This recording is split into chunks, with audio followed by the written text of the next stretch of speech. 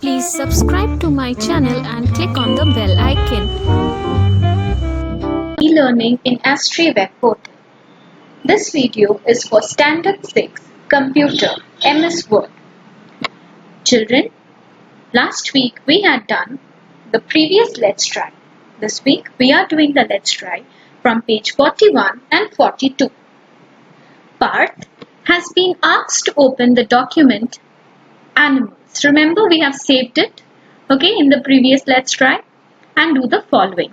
Increase the height of the first row, apply borders and shading to the heading rows, that is rows 1 and 2, insert a column after the second column and insert pictures of animals in the cells.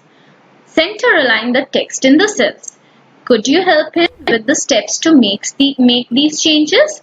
So let us see. We will be doing this. This is from page number 41 and 42.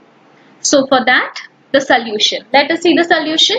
First, open the document Animals. So this was the Animals document we had saved last week in the last presentation. Now, to change the height of the first row, click anywhere in the first row and then click on the Layout tab.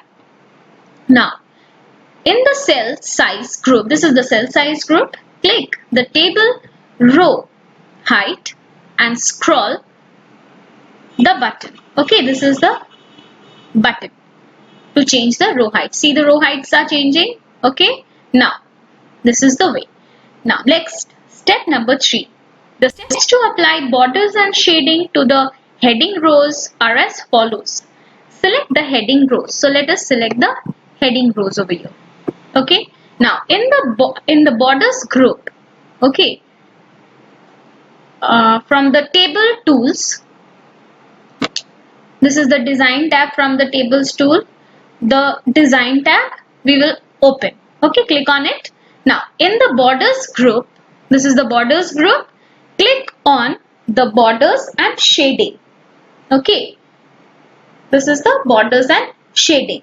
From the borders we will click here and the end we will get the borders and shading. The borders and shading dialog box appears. Click the borders tab and then choose, this is the borders tab, and then choose the option you want. Select the border setting from the settings option. This is the settings option.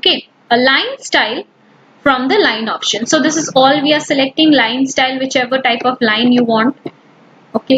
Select that. Now from the color drop down, select the preferred color you want to choose. For instance, I am choosing red color. Now click on the width option, and choose the width you want. Now click, when you are done, click the OK button.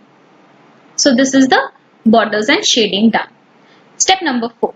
To insert a column after the second column. So this is the second column, children. We want to insert another column after this. What are the steps? Let's see. Right click on the first cell in the second column. So we did a right click and we clicked on insert columns to the right. Columns to the right we will click.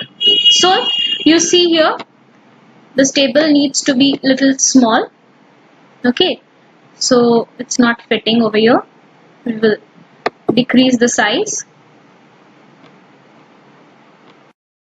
Increase the size and you can see this particular column is inserted over here. And this we have merged the cell like last I have showed you in the last video how to merge the cells.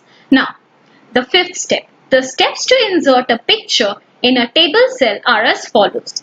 Click on the cell where you want to insert a picture.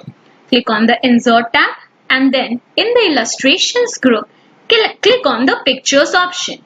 So this dialog box will open. And now see the name of the animals and just insert in the cell. Again click on insert, pictures, suppose this is the rabbit. So insert the rabbit picture. You can increase, decrease the size of the pictures from here. Now giraffe's picture again in the same way. You can click on pictures and get the giraffe picture.